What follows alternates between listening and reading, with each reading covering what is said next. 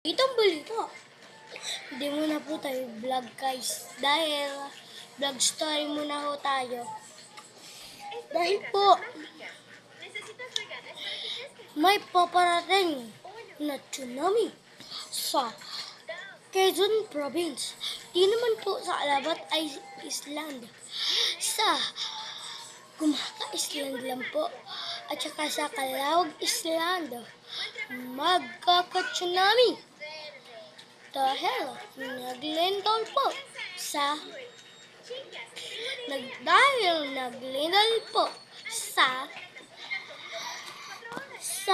Japan. Kaganina lang po. At lang pasok lahat ng levels. Open na po sa Calauag Island at Gumaka Island.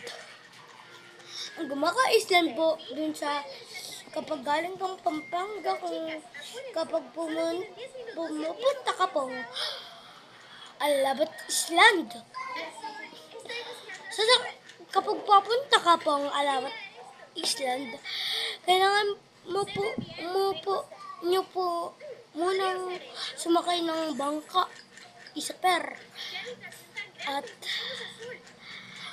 At wala po dong mga sa inyong sariling bangka nyo po.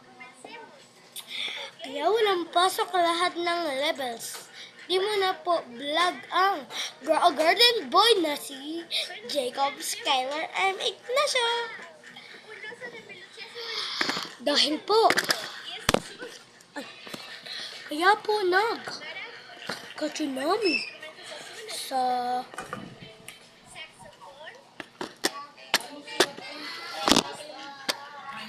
Kaya po, magkaka-tsunami sa Gumaka Island.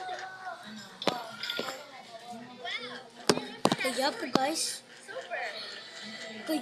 magkaka-tsunami sa Gumaka Island, Calauag Island. Dahil po, naglindol po sa Japan.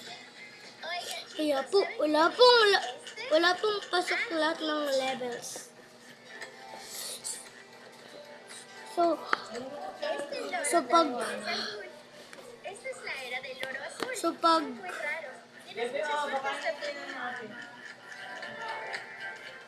pag dasal po natin yung mga taga Gumaka Island tsaka Calauag Island.